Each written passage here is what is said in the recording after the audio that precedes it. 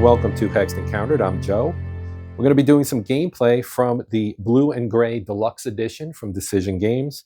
This is, of course, a deluxeification of the two quadrigames, Blue and Gray 1 and 2, that were published by SPI back in 1975.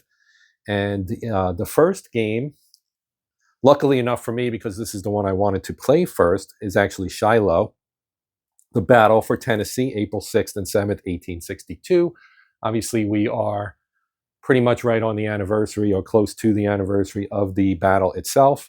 So why not take a gameplay look at this game by playing this particular battle? Okay, so as you can see, we've got the board set up here. The board extends to the bottom. It has the terrain effects chart and the combat results table, the terrain key, etc., are all on here. But they're off camera because I wanted to get the battlefield itself in shot as much as possible. Okay, so in terms of special rules, now this system is very clean and uncomplicated. So there won't have to be a lot of explanation about how things work. It's really straightforward. And in terms of this particular battle, there are, of course, a few different things here. Now, the victory, there's one single victory hex. It's right here. It's Pittsburgh Landing, which, of course, was where basically, if you're familiar with the setup for this particular battle, the Confederates were trying to defeat Grant's army, the Army of the Tennessee, before Buell's army, which was the Army of the Ohio and was coming down from the northeast, could get here, cross the river at Pittsburgh Landing, and reinforce the army, Grant's army.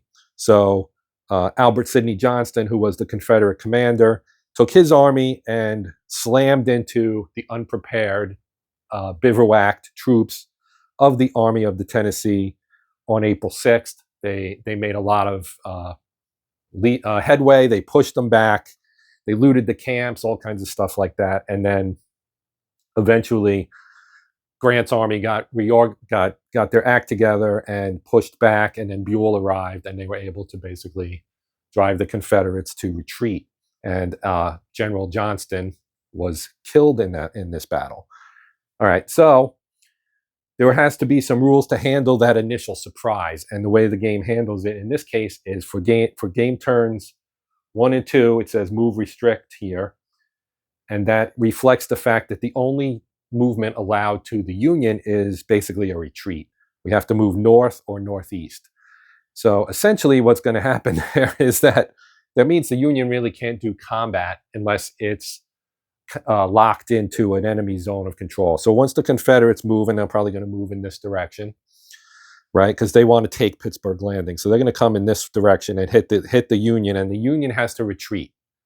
So the only way they can't retreat, and this is a rule in the system, is if you are in an enemy zone of control, you can't exit it except by retreating or attack. Either advancing after combat or retreating after combat. So essentially, the Union, which goes second throughout the game, the Confederates will always go first.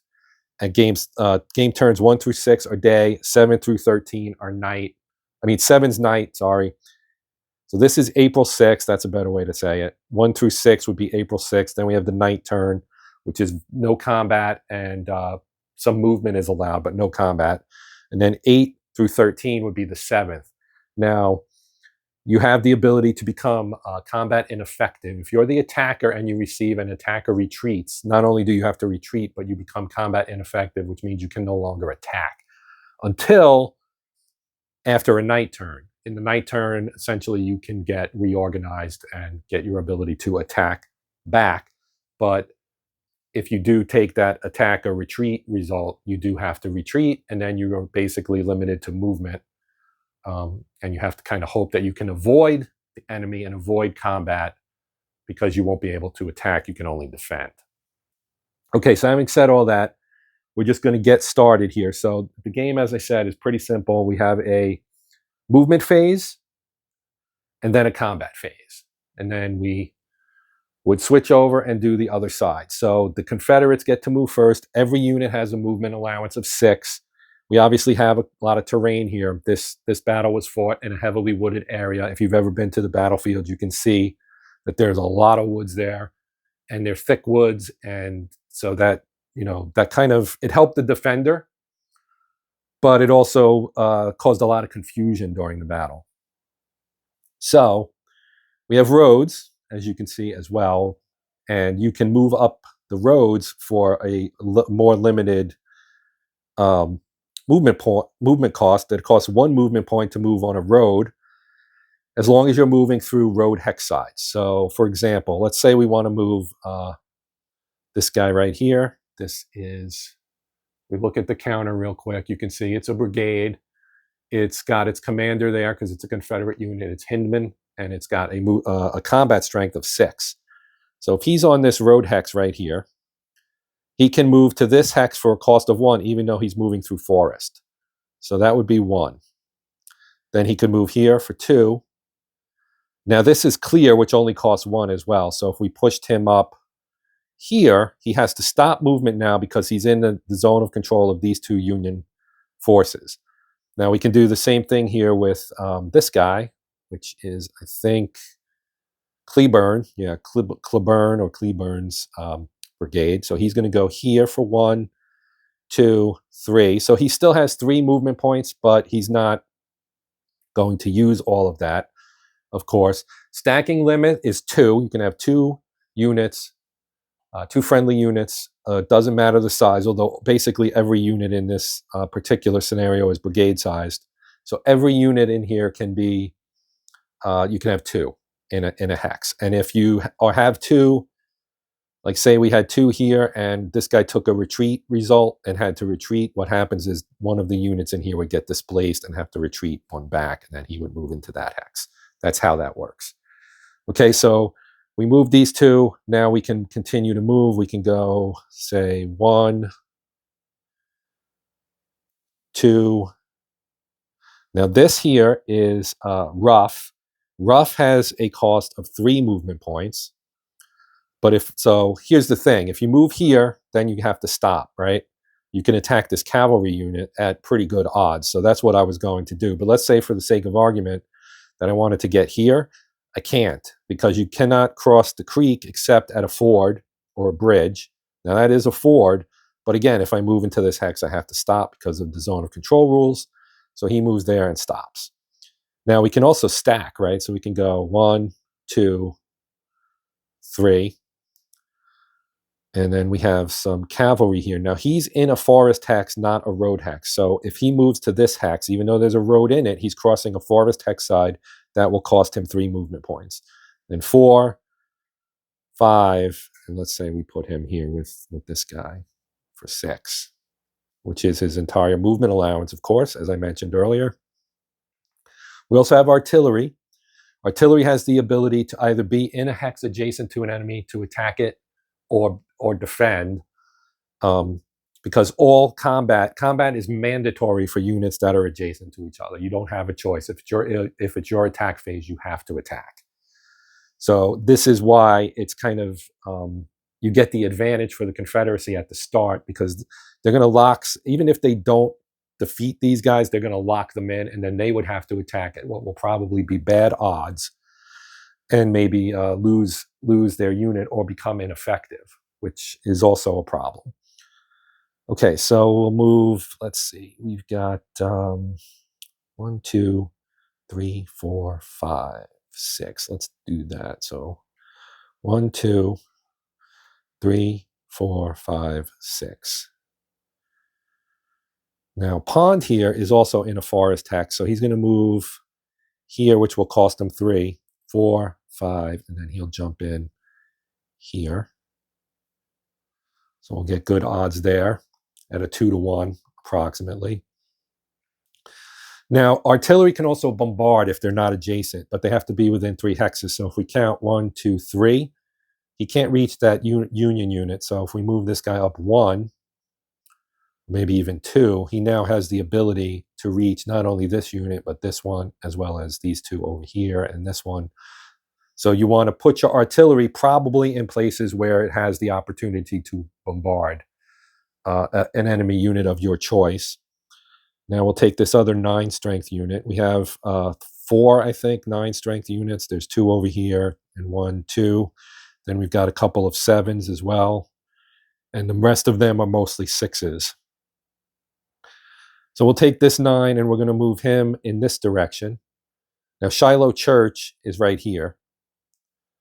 But we're not worried about that right now. Our ultimate goal is, of course, Pittsburgh's Landing. So I want to, or Pittsburgh Landing, we want to push in this direction kind of while coming up, I think. So we'll go 1, 2, 3, 4, 5, 6. That doesn't really do what I want it to do.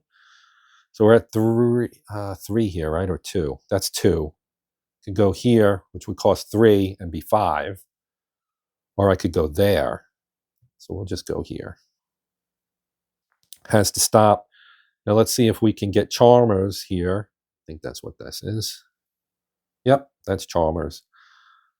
He is on a road hex. So 1, 2, 3, 4, 5. So this is a nice 16 here, and he's only got 1 enemy unit adjacent to him.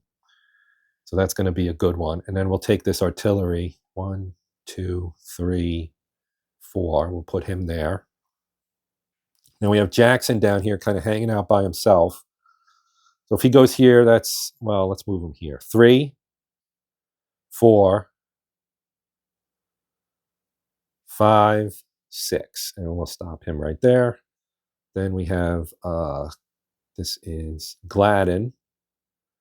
1, 2, 3, 4, 5, 6. 1, 2, 3, 4, 5. Stop him right there. We'll take Johnson. 1, 2, 3, 4, 5, 6. And we'll start moving people in this direction to come up this side. We'll move this guy. 1, 2, 3, 4, 5, 6. 1, 2, 3, 4, 5, 6. 1, 2, 3, 4, 5, 6. 1, 2, 3, 4, 5. I guess we'll stop him here. This guy's got, he's not on a road. So he can go 1, or 3 rather, 4, 5, 6. Then we can move this guy 1, 2, 3, 6. Jump him to that hex there. Let's go 3, 4, 5 and stop there. Actually, we'll go here for 6. 1, 2, 3, 4, 5. And then 1, 2, 3, 4, 5, 6. And 3, 4, 5, 6. And then they're done. Then we go to the combat phase. And for the combat phase, of course, you're going to calculate odds, and then you're going to roll your dice, and you'll get something from the CRT, which is right here. So you can see it's all based on probability and your die roll. It's really straightforward. So since the system player aid card is the same for both, if I slide this under the board here, I can do this. Now I have my my CRT. Well, I didn't show you this, but here's the sequence of play, right? And if you watched the first look, you will have seen this already, but you've got your movement phase, which we just did, the combat phase. Now reinforcements are mentioned in here. The Confederacy doesn't get any. The Union gets reinforcements on turns 5, 6, and 9. And I have them on the turn track here to help me remember. Second player turn is the same as the first. You get movement and then combat, and then your game turn record interphase, where you advance the turn to mark the passage of time. The victory point hex, I mentioned this earlier, and I forgot to talk about the rest of it. So if you capture Pittsburgh Landing, that's big. If the Union holds it, it's big for them. If the Confederacy takes it, it's big for them. The other part is your combat points, the points for eliminating enemy units. You gain victory points for that as well. And then that plus ownership of Pittsburgh Landing will determine who won and their margin of victory. Okay, so having said all that here. Okay, so now I'm going to bring in my dice tower here. We'll put it here on the terrain effects chart. Now, we have a blue die and a gray die. So we'll roll the blue die when we're rolling for the Union, and we'll use the gray die when we're rolling for the Confederates. So we're going to start here. We've got 12 to 1. Okay, the defender is in a forest hex. So you might say, well, that's good defensive terrain, but it really isn't. It's only good defensive terrain in terms of not being being blocking terrain as far as the artillery bombardment goes. So you got a 12 to 1 here, which it reduces to a 6 to 1 because that's as high as it can go. So basically, unless I roll a 6, this is going to be a good result for the Confederates. And I rolled a 6. So here, I don't know if you can see it, but we've got DE, DE, DE. Those are all defender eliminated. Then 4 and 5 are defender retreat, and 6 is exchange. Now in exchange, all defending units are eliminated. The attacking unit, the attacking player must eliminate attacking units with a total printed value for their combat strength at least equal. Now because we have 2 6 infantries here, for this measly 1 cavalry, we're gonna lose 6 combat strength points here. So it doesn't matter which one we do, but we lost 1. So I'm going to move this guy up because you can advance after combat. So that counts as being attacking that defender. Now we have here, these 2 will attack this hex, and these 2 will attack that hex. So our attacking strength here is 9. That's a 5. We're going to add the we'll add the strength here of this artillery unit to get it to be 2 to 1. So this is a 2 to 1 attack, which is much worse odds. But 1 through 4 will result in a retreat. A 5 or 6 will result in an attack or retreat. Oh my goodness! So this is bad for the Confederacy. They're rolling really poorly. So both these units will now get flipped. You can see what the ineffective side looks like. Whoops! For both of these. So you can see those 2 are now both ineffective, and they have to retreat 1 hex. So they go here. And now they cannot move, they cannot attack again until after the night turn, which is pretty far away since we're in game turn 1. So now we'll attack here, and we've got 9, 15 to 5. So that's 3 to 1. And again, the terrain does not give them any benefit. And oh my goodness, we rolled another 5. So on 3 to 1, a 5 is actually 3 to 1, a 5 is a defender retreat. So I almost was ready to give up the ghost there. Let's push that there. We can advance 1 unit, so we will advance that unit there. Okay. Now let's do a bombardment with this artillery here. Let's bombard this guy with this 4 here.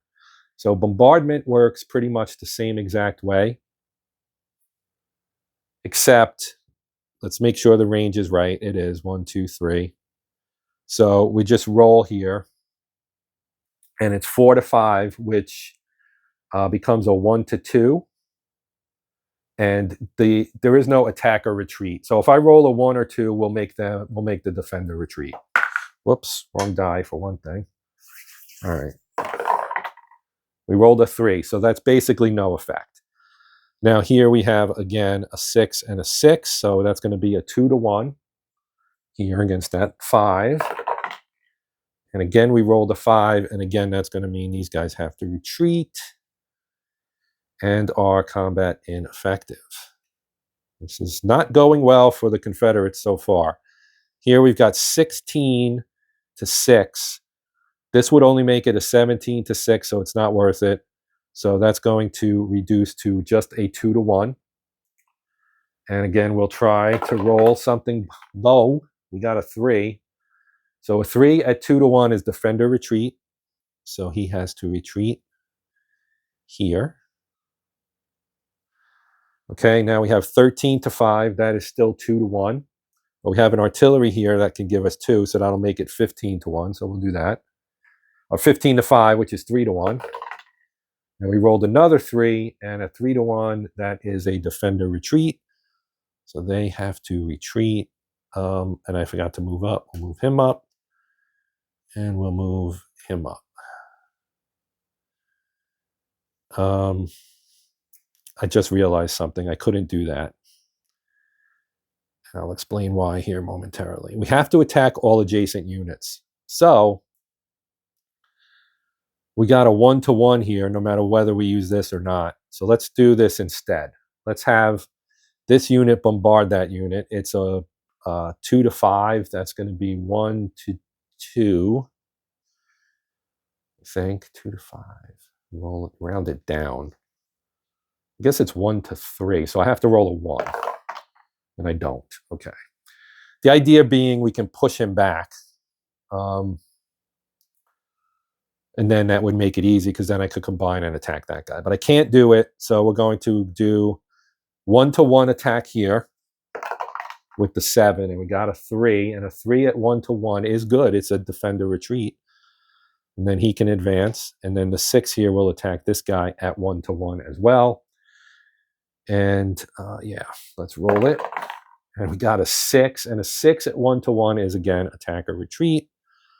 So he's going to get retreated. Oh, and I was using this. This is a cavalry, not an artillery. So we'll leave that there. And that, I believe, completes the combat phase. So now we go to the Union. Now the Union cannot move anybody. They have to move anyone who's not in an EZOC. So this means we move 1 hex, I guess. You don't have to move more than that. So we'll move him here. And then we can move this guy. That would be 6 if we move him here. 3 and then 3 more. Then we'll move our artillery 1 and stop there. We'll move this artillery 1, 2, stop there. And we'll put them together. And this guy can retreat 1, 2, 3. Rough gives you a defender doubled, so it's good to go to the rough terrain, which is why you can retreat to that. That's a little bit better. So we've got 1, and then that'll cost 3, so that's 4, and he has to stop there. This guy can go 1, 2, and then 3 more would be 6. Would be 5, sorry. So he can go there. So we've got a nice defensive line here on this rough terrain. Now this guy here can retreat as well. We're going to take him and we'll go 1, 2, 3, 4. And then we'll take him and go 1, 2, 3, 6. These are stuck. Oh no, this one's stuck. This one's not. 1, 2, 3, 4. Stop there. 1, 2, 3, 6. 1, 2, 3, 4, 5, 6. And 1. Actually, these guys I think I'm going to leave here. We can move this cavalry back. 1, 2, 3, 4, 5, 6. All right. I'm not going to move anybody else. That's everybody I can move. Now we have the Union attack phase. So he has to attack him. That's a 1-2 odds. We'll roll this. It's a 2. That is defender retreat. So that was a success. So he has to retreat. And he can retreat this way. I think. Or does he have to retreat out of the zone of control? Let me check real quick. All right, so he can't retreat there, but he could, excuse me, he couldn't retreat up here. Okay, so that one's done. Now these two, which have a total of, excuse me, they have a total of 8 to 9, so that's going to be a 1 to 2 as well. They rolled a 6, which you guessed it, means they have to retreat up here, which is rough, so that'll help them. But they are ineffective now. Now we come down here, we've got this 12 to 7, which reduces to 1 to 1. And a 3 at 1 to 1 is defender retreat. So he has to retreat. Then we got a 5, 7, 12, 12 to 7. So that's still 1 to 1. We rolled a 1, and that's defender retreat. So he has to retreat out of the Ezok, and the only way he can do that is to go here. Okay. Now they can advance if they want to, but I don't really see the point in doing so. Although this is a ridge here, so I forgot to take advantage of that. I'm going to advance one of them. You can only advance one unit. One of them will advance there, which I think is okay. The movement restriction, I think that's okay because it's a combat result. If it's not, then it's not, but actually I don't need to do that. Let's leave them right here because both these hexes have the same terrain. All right. So I think that's all of the attacking I have to do. And that right there is the end of turn 1 and the end of this video. I will continue this. It'll probably be a week or so because I have other things that I want to do. But I am very interested in playing this out. As you can see, it plays pretty quickly. It is not, as I said, all that complicated. Components are nice. Love the mounted board. The map is nice and clear. No issues with this deluxeification at all. But I'd like to show some more nuances of the system, talking about reinforcements and the terrain benefits of, say, being in rough terrain where you get your defender doubled. They get doubled in rough and rough forest hex, and they get doubled in bridge hex sides and four hex sides, ford or creek hex sides. If you are, well, I'm not going to get into all that right now, but we'll talk about that in the next part. So for now, I'm going to sign off. If you do have any questions, comments, etc., feel free to let me know. I'll be glad to answer them to the best of my ability. But yeah, we are done. So look for another installment in this one here in the not too distant future. Like I said, probably a week or so. But yeah, that'll do it. I'm Joe. This is the Hexed Encounter channel. And until next time, as always, happy gaming.